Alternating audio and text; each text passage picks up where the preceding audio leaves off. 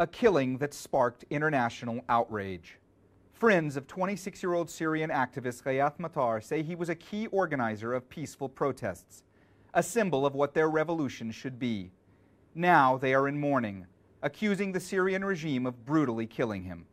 According to the U.S. State Department, Mattar and other Syrian human rights activists committed to nonviolent resistance were detained last week. This was a very high-profile human rights activist in Syria, apparently arrested on September 6th and died in custody. Again, further evidence of this regime's brutality, indiscriminate force, and absolute disregard for human life and for the human rights of its citizens. Activists and friends of Mattar say that on Thursday last week, the authorities contacted his father and told him that if he signed a statement that his son had been attacked by armed gangs, he would be released alive. But the next day, Friday, the family received a call telling them to pick up his body from security forces. Amir, whose name was changed and face was blurred for his protection, was the last person to see Ghayath prior to his capture. Interviewed via Skype from a location in Syria, he says his friend died in the most horrific way imaginable. They tortured him till death.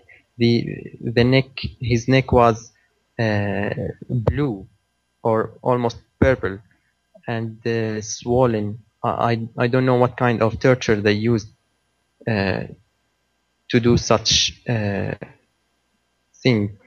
This graphic video purports to show Mattar's body. It is extremely disturbing.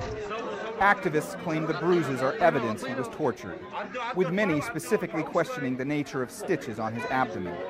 They tell us Mattar's family was prevented from taking the body to a doctor to ascertain the cause of death.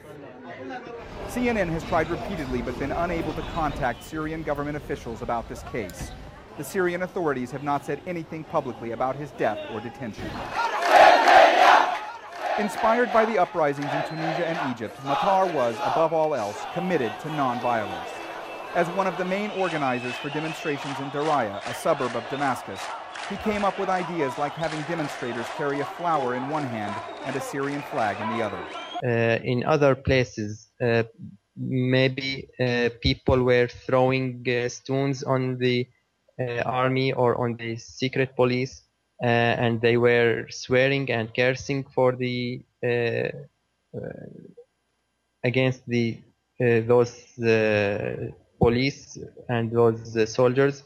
But to handle a rose for a soldier, it's very different attitude. Mattar, whose wife is 7 months pregnant, will not soon be forgotten. Activists say security forces tried to stop protesters from gathering for his funeral procession on Friday, and that a teenager was killed when demonstrators were fired upon.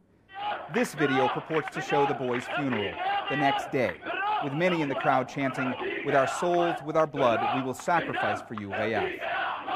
Mattar's friends say their focus now is on those who were detained along with him, including leading activist Yahya Sharbaji, pictured here alongside Mattar. Our concern now is about the other guys. I mean, although our loss in Riyadh is very huge and very great, but we still very concerned about what's happening to Yahya and Ma'an and the other people who were arrested along with Riyadh. Of them, no news. Mohammed Jamjoom, CNN, Abu Dhabi.